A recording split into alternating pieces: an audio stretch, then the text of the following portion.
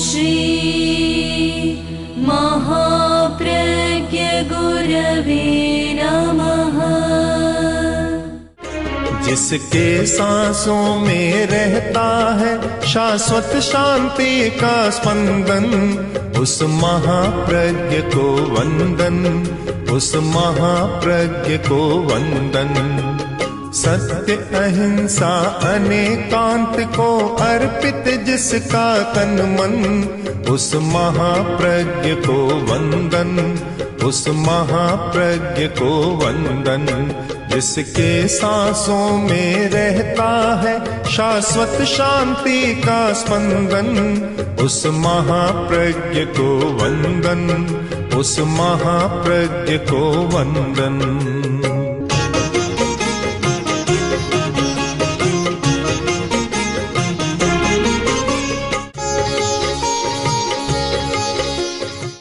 हमारा जगत परिवर्तनशील जगत है,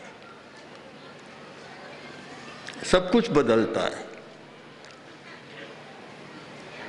अवस्थाएं भी बदलती है, मानसिकता भी बदलती है, परिस्थितियां भी बदलती है। यदि कोई मनुष्य यह मानकर चले कि मैं तो हूं वैसा ही रहूंगा, तो इससे बड़ा कोई असत्य नहीं है, इससे बड़ी कोई भ्रांति नहीं। आज हूं वैसा ही रहूंगा, इस पर किसी का अधिकार नहीं। आज कोई व्यक्ति 25 वर्ष का है और वह सोचे कि मैं हूं वैसा रहूंगा, जब 60-70 का बनेगा तब देखेगा कि एक एक सीढ़ी ठहर ठहर कर उतरना है, हाथ में गेड़ियां भी चाहिए।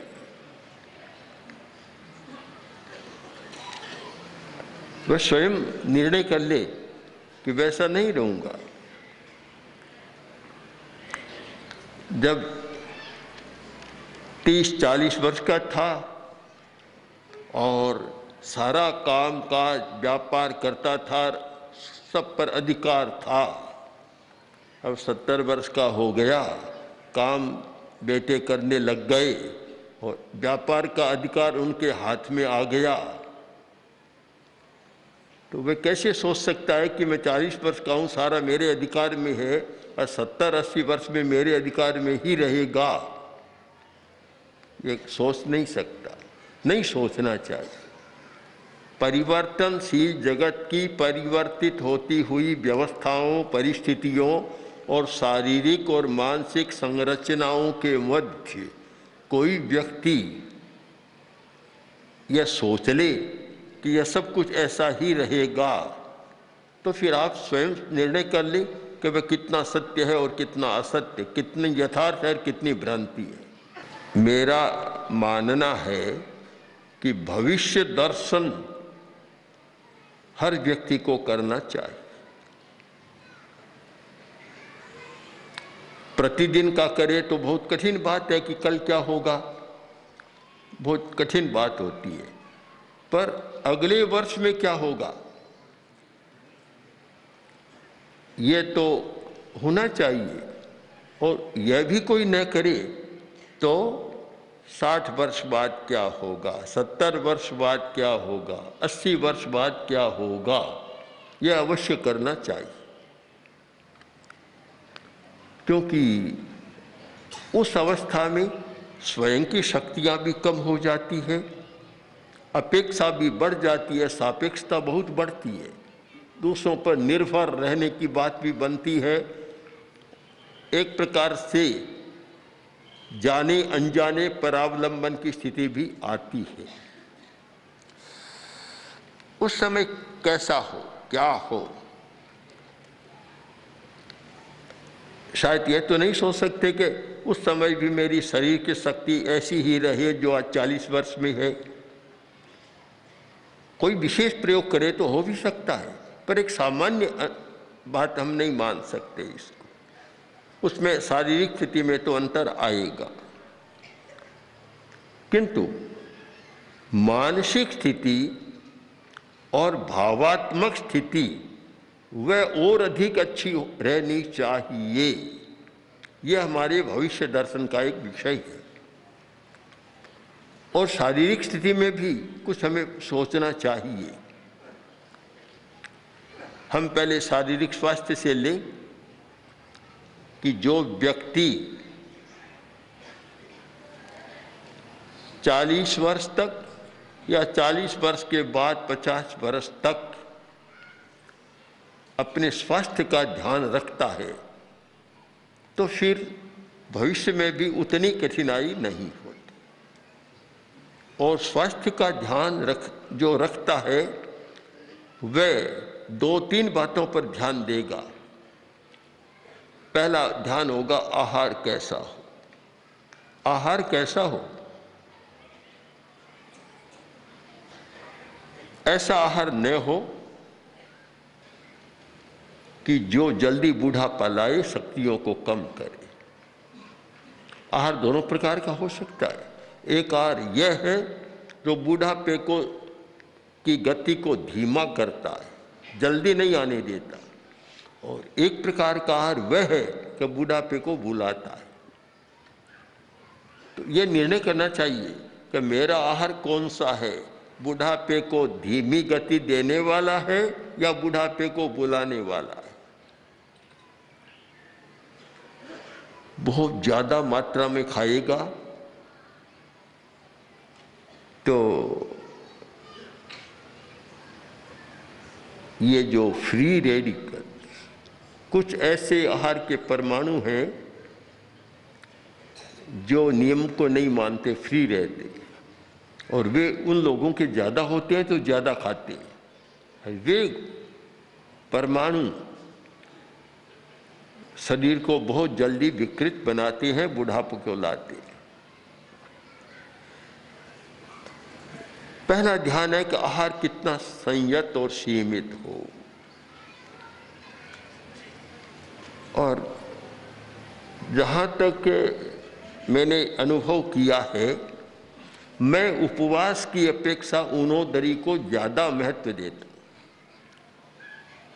उपवास का महत्व है, पर मेरी दृष्टि में अनेक कारणों से ऊनोदरी का ज़्यादा महत्व है। उपवास एक दिन किया, छुट्टी हो गई। ऊनोदरी 12 महीना उपवास किया और पारना में इतना ज़्यादा खा लिया तो उपवास बेचारा कहीं पीछे चला गया। ऊनोदरी है वह 12 मासिक है। उपवास 12 मासिक नहीं हो सकता। चाहे तो कोई एकासन करे, चाहे उपवास करे, सबको ध्यान देना है। एकासन करे और उसमें भी इतना खाए कि 2-3 बार की कसर एक बार में पूरी हो जाए, तो यह तो एकासन क्या, बीमार होने का एक तरीका हो गया। ऊनोदरी यह इतना बढ़िया एक तत्व है कि इससे स्वास्थ्य भी अच्छा रहता है, मन भी प्रसन्न रहता है और साथ में संयम सधता है। उपवास में संयम नहीं सधता, क्योंकि नहीं खाना है, बस नहीं खाना है, त्याग कर लिया खाने का। खाने के लिए बैठे और न खाए, वह संयम की कसौटी होती है। बहुत कठिन काम है। इसलिए बहुत लोग कहते हैं कि आहार का संयम नहीं, हमें तो उपवास करा दो, अपनी कमजोरी प्रकट कर देते हैं। तो ऊनोदरी यह 80 वर्ष तक भी शक्तियों को क्षीण नहीं होने देती। और जो बहुत खाएगा वह 80 तो दूर की बात है, 60 में भी कमजोर बन जाएगा। तो पहला जो संयम है, नियंत्रण है, वह है कि ऊनोदरी का अभ्यास रहे। तो फिर 80 वर्ष सामने के 80 वर्ष तक मैं जाऊंगा या जाऊंगी तो कोई चिंता की बात नहीं है, मेरी शक्तियां काम करती रहेगी। तो उस अवस्था के लिए एक प्रारंभ से ही अच्छा संकल्प, जब से समझ पकड़े तब से एक संकल्प कि ऊनोदरी का अभ्यास करना है। आयुर्वेद का सिद्धांत सब लोग जानते हैं, प्रसिद्ध है।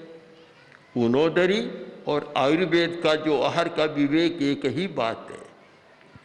उस ऊनोदरी की अच्छी व्याख्या हो जाती है कि जितनी भूख है उससे आधा खाओ, 50% खाओ। ऊनोदरी का बहुत सुंदर प्रयोग है, 50% खाओ। तो कारण इसका एक वैज्ञानिक व्याख्या है।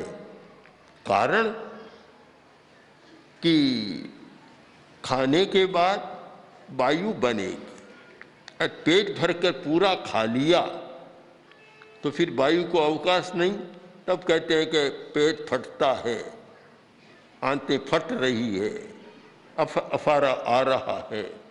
ये सारी बातें फिर सामने आती हैं। और 25% पानी पियोगे तब पेट फूलेगा। तो 25% तो पानी के लिए, 25% जो हवा बनती है, गैस बनती है, वायु, उसके लिए, और 50% भोजन। ये एक संतुलन है, सामंजस्य है। ऐसा है तो शायद बहुत सारी बीमारियां दूर रहेगी, न पेट फटेगा, न कोई अफारा होगा, और न और कोई समस्या होगी। ये ऊनोदरी की व्याख्या है। ऊनोदरी किसको माने कि आधा खाए। सामान्य भाषा में तो ये कहते हैं 2 कोआ कम खाओ। अब 2 कोआ कम खाने से तो क्या होगा, 10 कोआ कम खाओ, 10 कोर कम खाओ, तब काम बनेगा। तो ये ऊनोदरी की अच्छी व्याख्या है कि 50% खाओ, आधा खाओ, आधे भूखे रहो। और भूखे इसलिए रहो, एक बार लगेगा भूख है, जैसे ही वायु बनेगी, पानी पियोगे, एकदम लगेगा पूरा भोजन हो गया। स्वयं अनुभव कर सकते। तो पहला जो विवेक, पहली जागरूकता वह यह है कि अगर मुझे 80 वर्ष तक जीना है और स्वस्थ होकर जीना है, तो पहला उसका व्रत संकल्प होगा ऊनोदरी का अभ्यास। दूसरी बात कि श्रमनिष्ठा। श्रमनिष्ठा, जिस व्यक्ति में श्रमनिष्ठा है वह स्वस्थ रहेगा, शरीर से भी मन से भी। श्रम करने से जी चुराता है, बहुत बड़ी समस्या है। संस्कृत साहित्य में एक वाक्य आता है, आलस्यम परमो शरीरस्थो महारी। आलस्य है वह शरीर के भीतर रहा हुआ महाशत्रु है। बहुत छोटा सा सामान्य साधारण वाक्य लगता है। मैंने इस पर जब अनुप्रेक्षा की, चिंतन किया, तो लगा बहुत गंभीर वाक्य है ये। जो व्यक्ति आलसी है, श्रम नहीं करता, वह शरीर के प्रति उदासीन है, स्वास्थ्य के प्रति उदासीन है। श्रम किए बिना कोई भी शरीर का अवयव स्वस्थ नहीं रह सकता। सबको प्राणवायु की जरूरत है, ऑक्सीजन की जरूरत है, और अच्छी रक्त संचार प्रणाली की जरूरत है। श्रम के बिना ये सारी बातें नहीं होती। हृदय को श्रम बहुत प्रिय है। जो श्रम करता है, हृदय उसका अच्छा रहता है, हार्ट की क्रिया ठीक होती है, लीवर की क्रिया ठीक होती है, सबकी क्रिया ठीक होती है। सबको श्रम की जरूरत है। लोग कहते हैं कि जब तक घर में घट्टी चलती थी, स्त्रियां बीमार कम होती थी। अब घट्टी चलाना बंद कर दिया, आटा पीसना बंद कर दिया, और बिजली की चक्की में आटा पिसाना शुरू कर दिया। तो एक काम तो ये हुआ कि उसका सत्व नष्ट होने लग गया। आटे में प्राण तत्व है चोकर। चोकर अब चोकर तो सारा निकल जाता है, पीछे तो कोरा नीरस भाग रहता है। जो व्यक्ति चोकर का भोजन करता है, चोकर बिना का भोजन करता है, वह स्पष्ट निर्णय कर सकता है कि दोनों में कितना अंतर है। दिन रात का अंतर होता है, पर वह नहीं होता। एक तो ये हो गया, फिर पानी लाना आदि श्रम बहुत करती थी महिलाएं, तो शायद कम दवा लेती थी। आज श्रम कम हो गया, कुछ तो बड़प्पन के कारण हो गया कि बड़ा आदमी काम कैसे करे। हो सकता है कि सवणियों में भी आ जाए कि हम बड़ी हो गई, हम श्रम कैसे करें, अच्छा नहीं लगेगा, छोटी सवणियाँ क्या समझेगी। ये उल्टी अवधारणा हो गई कि श्रमनिष्ठा को हम व्यावहारिक रूप में इतना माने कि एक व्यक्ति के लिए प्रतिदिन कम से कम 4-5 किलोमीटर जितना घूमना जरूरी है। अगर 8-9 करे तो बहुत अच्छी बात है, स्वास्थ्य के लिए 8 किलोमीटर 9 किलोमीटर रोज घूमे। इतना न हो सके तो 4-5 तो होना ही चाहिए। अगर कोई ये प्रातः भ्रमण तो नहीं करता, प्रातराश करता है, तो शायद शरीर के साथ न्याय नहीं होता। शरीर स्वयं कहेगा तुम भूल कर रहे हो, प्रातः भ्रमण तो किया नहीं, प्रातराश यानी नाश्ता कर रहे हो, ये तो भूल हो रही है। दूसरा विकल्प है कि कोई इतना न घूम सके या अवकाश न मिले तो उसकी पूर्ति आसन प्राणायाम के द्वारा की जाए। आसन प्राणायाम 20 मिनट, 25 मिनट, आधा घंटा आसन प्राणायाम में लगाए तो फिर वह श्रम की पूर्ति हो जाती है और सब अवयवों को अपना पोषण मिल जाता है। पोषण, जिस बच्चे को पोषण नहीं मिलता वह बच्चा पनपता नहीं है। जिस शिष्य को गुरु का पोषण नहीं मिलता वह शिष्य भी पनपता नहीं है। तो हम ये कह सकते हैं कि जिस अवयव को श्रम का पोषण नहीं मिलता वह अवयव भी पनपता नहीं पनपता वह अवयव। सबको पोषण की जरूरत है। पोषण मिलता है श्रम के द्वारा, आलस्य के द्वारा कभी नहीं मिलता। इस सारे संदर्भ में देखें तो यह वाक्य कितना मौजूद है, कितना उपयुक्त है कि आलस्यंगी मनुष्याणाम शरीरस्थो महारिपु। शरीर में बैठा हुआ बड़ा शत्रु कौन है? आलस्य। जो शरीर में बैठा है दुश्मनी पाल रहा है। जो अपने भविष्य को देखेगा कि मेरा भविष्य उज्जवल रहे, अच्छा रहे, सुंदर रहे, उस व्यक्ति को श्रम निष्ठा को महत्व देना आवश्यक है। आलस्य बिल्कुल न हो, आलस्य नहीं। आलस्य में बहुत सारी बातें ऐसी ही चली जाती। जो काम कर सकता है चलो मेरा काम कर दो, कर सकता है वह दूसरे से क्यों कराए? नहीं कर सकता है तो सहयोग लिया जा सकता है। जो काम स्वयं कर सकता है वह दूसरे से क्यों? आलसी आदमी पेड़ के नीचे पड़ा था और उधर कोई जा रहा था आदमी, उसने बुलाया, बुलाकर कहा कि देखो ये जामुन का फल है, जामुन है, पास में पड़ा है, मुझे हाथ में दे दो जिससे मैं इसको खा लूं। उसने कहा भले आदमी, तुम स्वयं कर सकते हो, मुझे बुलाया, मुझे खोटी कर रहे हो। क्या नहीं, कृपा करें, मैं नहीं कर सकता। भला आदमी था, दे दिया। हाथ में जामुन नीचे पड़ा था, दे दिया उठाकर। जाने लगा, अरे अभी कहाँ जा रहे हो?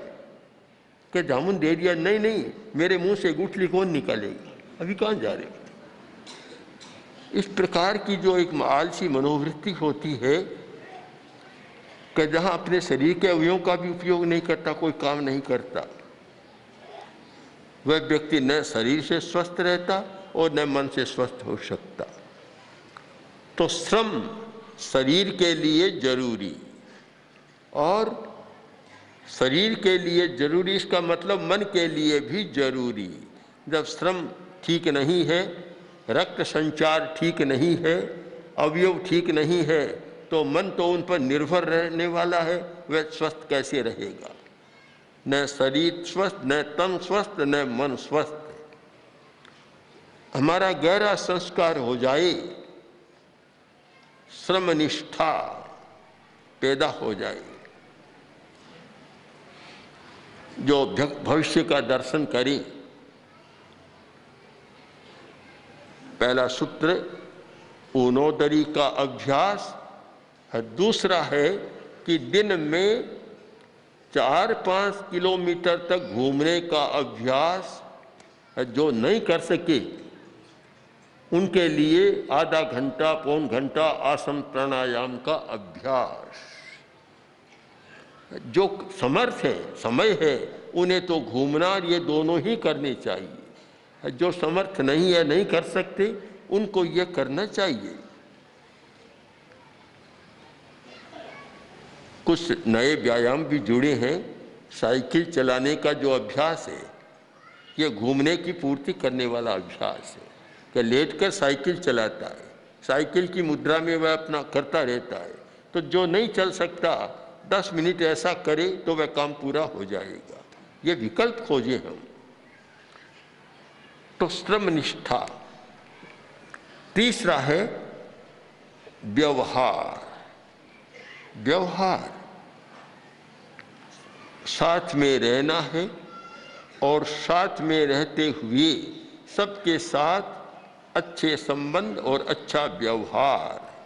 तो जो प्रशिक्षण चला, उसका समापन, उसका उपसंहार, उसकी निष्पत्ति या निष्कर्ष यह है कि जो कुछ सीखा पढ़ा है वह भविष्य के लिए, भविष्य प्रबंधन के लिए उसका उपयोग करना शुरू कर।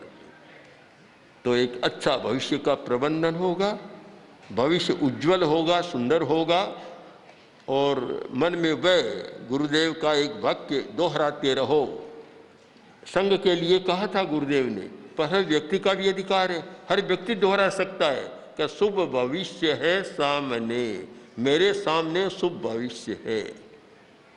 हम तो उपयोग कर सकते हैं उस वाक्य का, बहुत अच्छा कर सकते हैं कि मेरे सामने शुभ भविष्य है, इसका उपयोग करो और उपयोग के लिए जो करणीय वह कार्य करो। तो मैं मानता हूँ कि ये जो एक बड़ा अनुष्ठान हुआ है उसका बहुत फल मिलेगा। और जो कार्य करता है, प्रवचनकार है, व्याख्याकार है, समाधान कारक हैं, कराने वाले हैं, उनका भविष्य दूसरों के भविष्य का, उज्जवल भविष्य का भी हेतु बनेगा।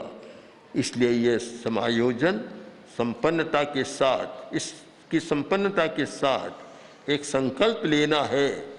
और संकल्प यह है कि शुभ भविष्य, मेरे सामने शुभ भविष्य है और मैं शुभ भविष्य के लिए जो चतुसूत्री कार्यक्रम प्रस्तुत किया गया, अभी 4 सूत्रों की व्याख्या की गई। ऊनोदरी का अभ्यास, पहला ऊनोदरी का अभ्यास और श्रम निष्ठा, सेवा सहयोग, सापेक्षता और एकत्वानुभूति। बस ये सामने रहे तो शुभ भविष्य में कोई संदेह नहीं करे और वह इसको दोहरा सकता है कि शुभ भविष्य है सामने। हम शुभ भविष्य की कल्पना करें, धर्म संघ का शुभ भविष्य और साथ में धर्म संघ के सदस्यों का, जो धर्म संघ के लिए अपनी सेवाएं जीवन लगा रहे, उनका भी शुभ भविष्य और शुभ भविष्य के लिए हमारे संकल्पों का विकास। ओम ओम श्री महाप्रज्ञ गुरवे नमः। ओम श्री महाप्रज्ञ गुरवे नमः।